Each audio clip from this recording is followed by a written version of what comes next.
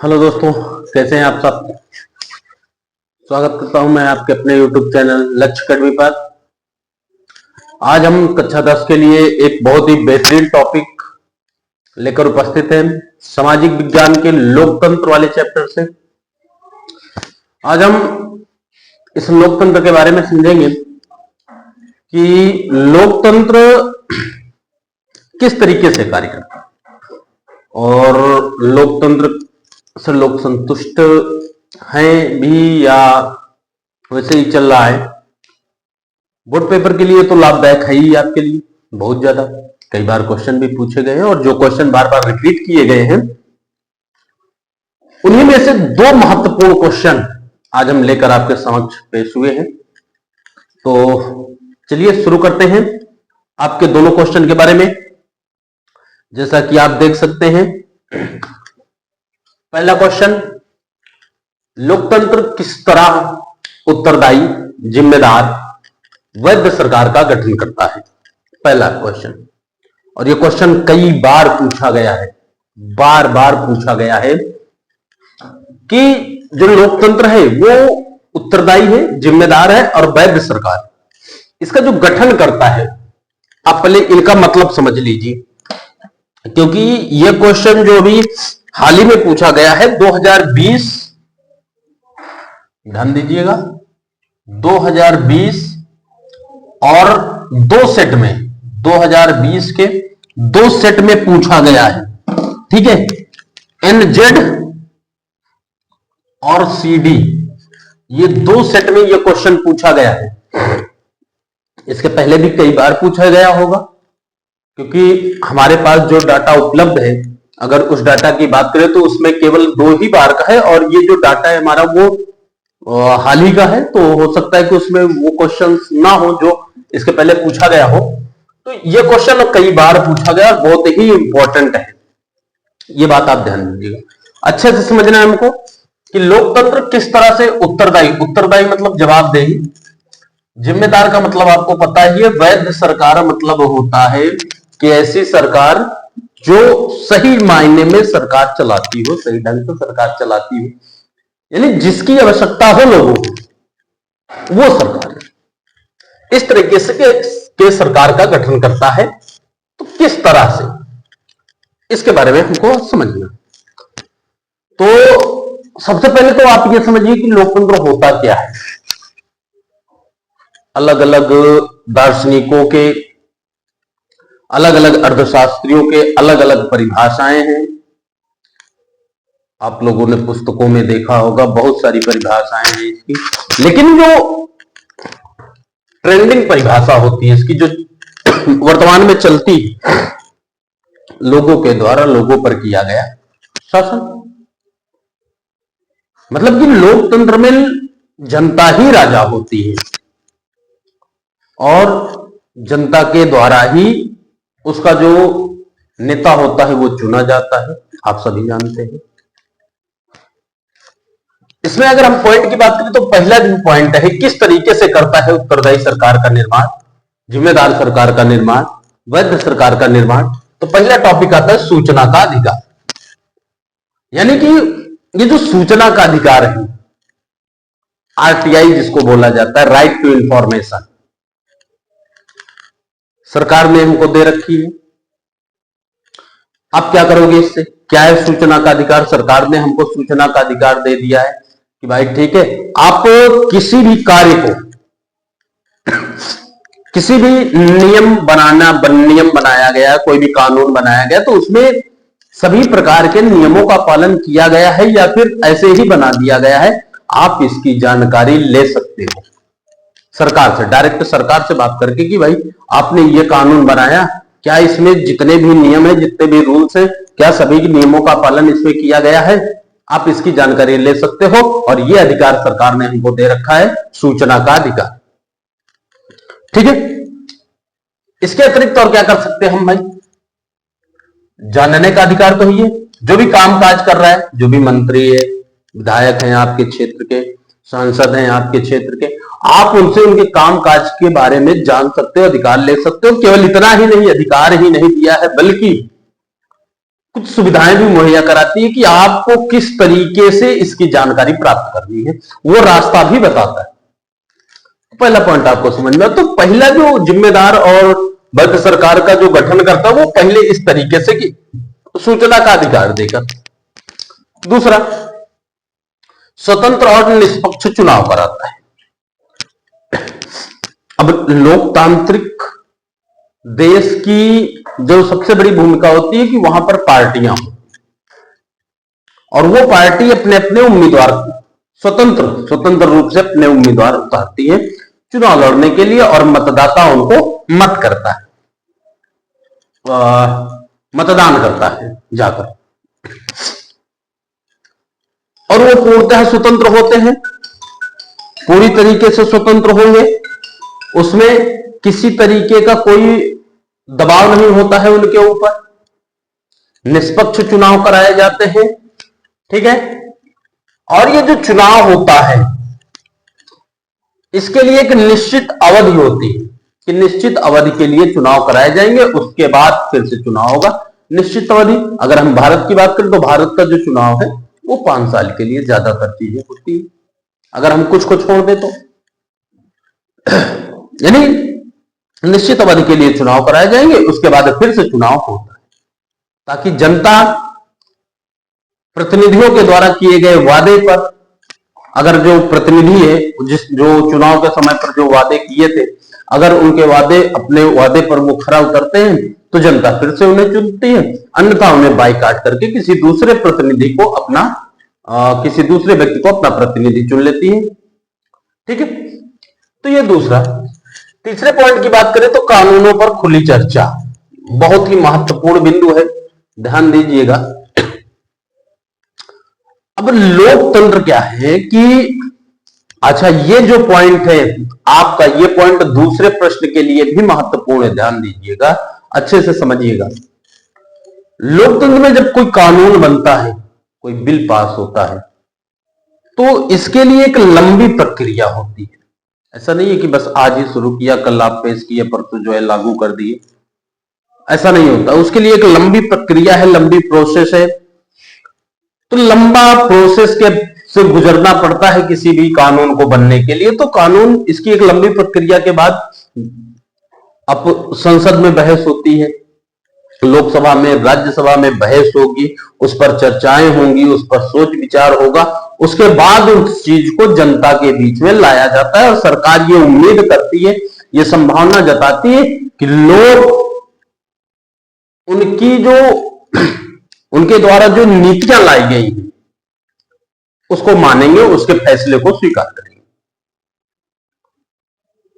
क्योंकि उसमें बहुत एक लंबी प्रक्रिया लगता है, बहुत लंबा समय लगता है, और उस लंबे समय के दौरान उस पर कई बार चर्चाएं होती हैं, कई बार बहस भी होती है। तो सरकार ये उम्मीद करती है लोगों से कि लोग उसके फैसले को स्वीकार करेंगे। ठीक है, इस पर हम अभी और चर्चा करेंगे अपने दूसरे प्रश्न पर, इसी से संबंधित है। फिलहाल इस टॉपिक में हम इतना ही समझेंगे कि सरकार कानून बनाती है तो एक लंबी प्रक्रिया होती है। ठीक है ना, बताइए। तो इस 3 तरीकों से सरकार, लोकतंत्र क्या करता है, उत्तरदायी, जिम्मेदार और वैध सरकार का गठन करता है। और ये जो क्वेश्चन है वो 4 नंबर में पूछा गया है। कितने नंबर में? 4 नंबर का क्वेश्चन पूछा गया है, 2 बार पूछ चुका है। ठीक है ना, तो क्या आप 4 नंबर के क्वेश्चन में इतने ही लिखने वाले हैं? जी नहीं, बिल्कुल नहीं लिखेंगे। क्यों लिखेंगे? थोड़ा सा और इसको बड़ा बनाएंगे अपने अनुसार, क्योंकि सामाजिक विज्ञान एक ऐसा टॉपिक है जिसमें कुछ अपने दिमाग का भी उपयोग करना है आपको। ठीक है, इन चीजों को थोड़ा सा खींच के बड़ा करना है इसको भी। अब भाई निश्चित अवधि के लिए चुनाव होता है तो ठीक है, चलिए निश्चित अवधि के लिए चुनाव होगा तो उसमें कुछ हम और भी चीजें तो जोड़ेंगे कि जो प्रतिनिधि होता है ना, स्वतंत्र रूप से चुनाव लड़ता है, निष्पक्ष चुनाव करवाया जाता है सरकार के द्वारा, चुनाव आयोग के द्वारा, उसमें किसी तरीके का ऊंच नीच ना हो जाए, इन सभी चीजों की देखरेख की जाती है। ठीक है, बात समझ में? और जो जनता होती है वो, ये सरकार चाहेगी कि लोग इसके काम काज से खुश हों। काम काज से क्या हो? खुश हों। ठीक, और जब लोग खुश होंगे, लोग कब खुश होंगे? लोगों के अपने कुछ उम्मीद होते हैं कि यह सरकार हमारे लिए यह काम कर सकती है। जब सरकार उस काम को करेगी तब, ध्यान से समझिएगा, सरकार जब उस काम को करेगी तब कुछ लोग खुश होंगे, कुछ नाराज भी होंगे। क्योंकि हमने विकास वाले चैप्टर में पढ़ा है कि विकास सभी के लिए एक समान नहीं हो सकता। जो किसी के लिए विकास हो, किसी के लिए विनाश हो सकता है। ठीक है, चलिए, तो पहला प्रश्न आपको समझ में आ गया होगा। अपने दूसरे प्रश्न की तरफ चलते हैं, जो है लोकतांत्रिक शासन व्यवस्था अन्य शासन व्यवस्थाओं से बेहतर है, इसका क्या देना है? कारण स्पष्ट करना है कि कारण दीजिए। ठीक है, 2023 EY सेट में पूछा गया है। 2023 EY सेट में यह प्रश्न पूछा गया है। ठीक है, ध्यान दीजिएगा, बहुत ही दीर्घोत्तरी क्वेश्चन है।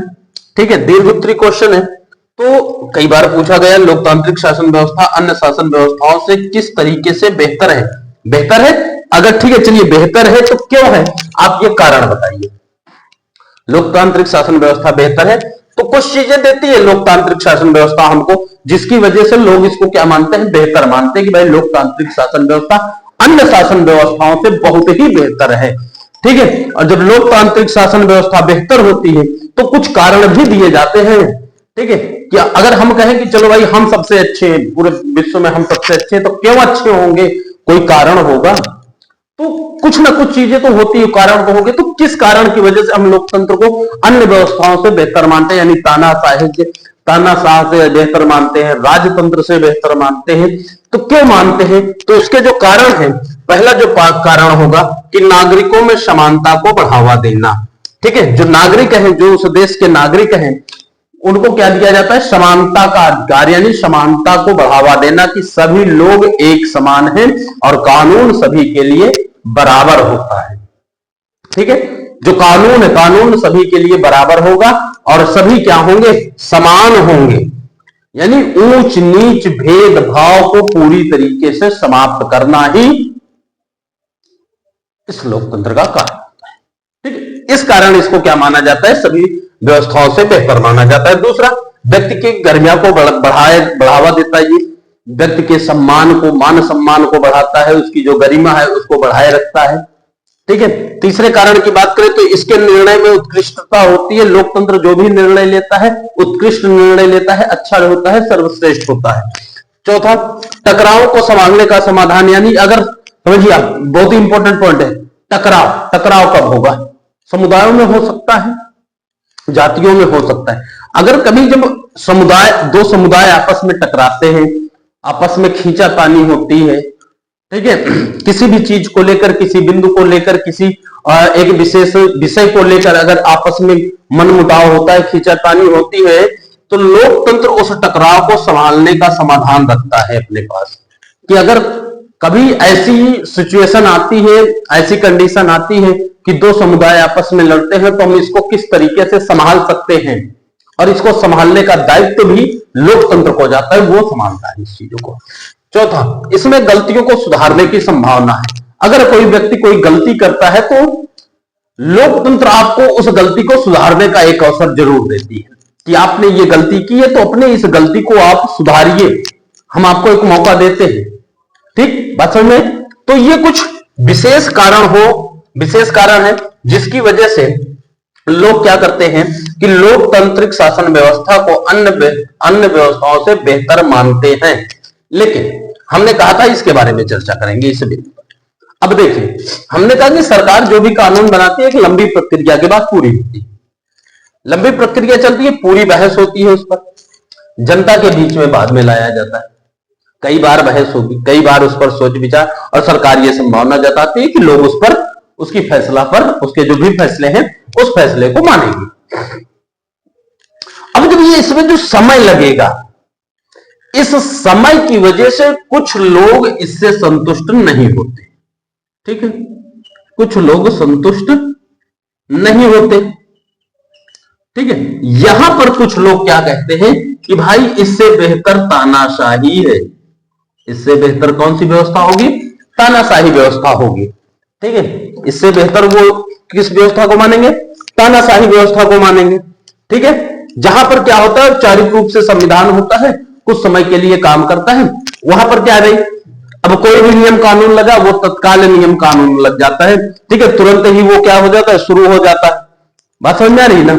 लेकिन यहां पर कोई भी कानून बनाने के लिए लंबी प्रक्रिया होती है, उसमें समय लगता है, और लोगों को इतना बर्दाश्त नहीं होता कि कुछ समय तक किसी भी चीज का वो इंतजार कर सके, ठीक है, बात समझ में।